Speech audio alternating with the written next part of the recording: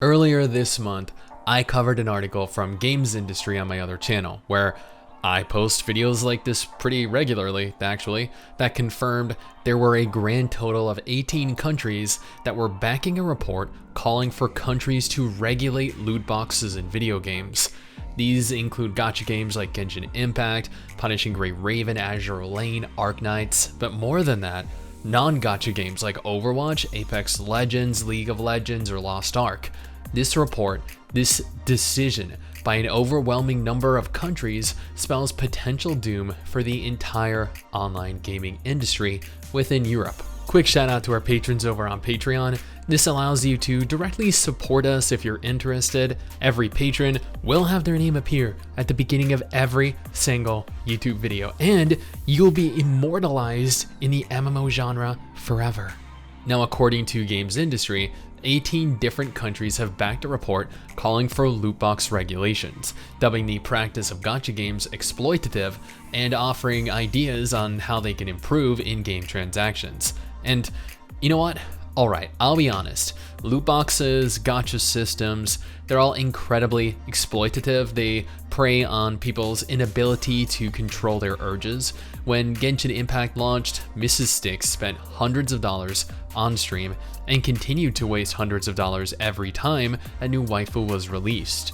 This has a much worse effect on children as they don't fully grasp the concept of gambling, and this leads to instances like this, where children spend thousands, tens of thousands of dollars without even realizing it's a problem. The Norwegian Consumer Council has released a new report on the ongoing impact of loot boxes in the games industry, backed by 20 consumer groups in 18 European countries.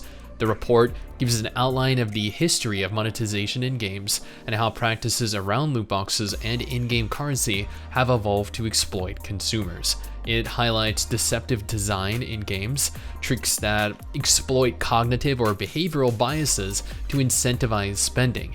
Loot boxes are also frequently marketed aggressively by advertising the possible rewards, which is also considered deceptive by the report, which is unfortunately very true.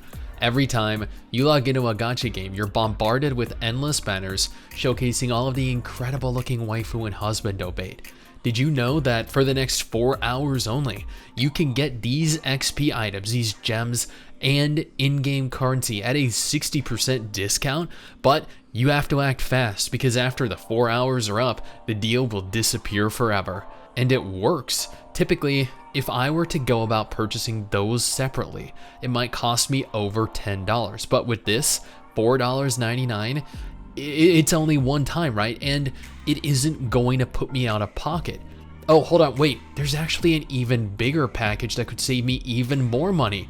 You get double the XP items, double the gems, double the in-game currency, but you also get various different gear upgrades and a 4-star hero, and it's only $14.99.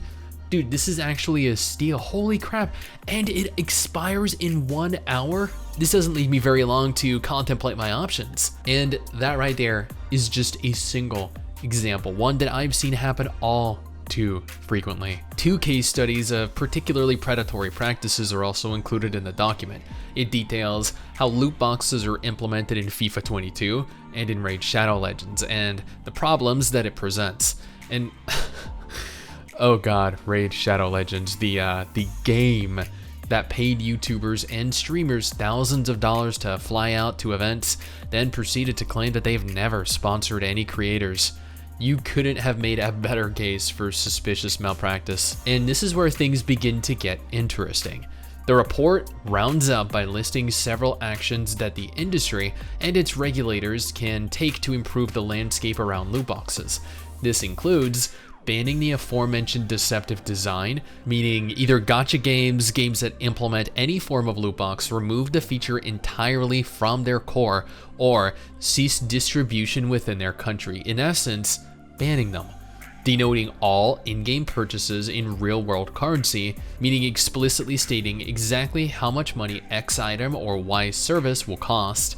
Not implementing loot boxes in games aimed at minors. This is more or less similar to the first fix by removing loot boxes from any games that are not aimed at adults specifically. more transparency around algorithms that determine the outcome of a purchase. This is never going to happen. More enforcement around consumer rights in games, and you know what, neither will this, because these companies bank off of abusing their players and taking significant advantage of them. It adds that if these remedies do not alleviate the issues, the industry should consider a ban of paid loot boxes in games altogether, which would, as you no doubt feared, mean the removal of every gacha game, every game that utilizes loot boxes or practices rewarding players with random items, currency, waifus, and husbandos, outfits for real money. If these alterations to gacha design do not alleviate the issues present, then it will be solely up to the individual discretion of the company to decide if the European market is worth the removal of a core part of what has made the entire gaming scene adopt this business model. Additionally, the UK is calling for evidence on loot boxes ahead of reviewing whether or not loot boxes are the equivalent of gambling, and Australia also has a similar proposal to this pending currently as well. This could lead to a catastrophic shift in game design and the potential ruin of many gacha games, including, once again, non-gacha games like Lost Ark or Overwatch or even League of Legends around the world. What do you guys think though? Because realistically, is this necessarily a negative thing? Gacha and loot boxes have become so prevalent in this day and age that I feel as though some regulation is necessary at this juncture before things spiral severely out of control.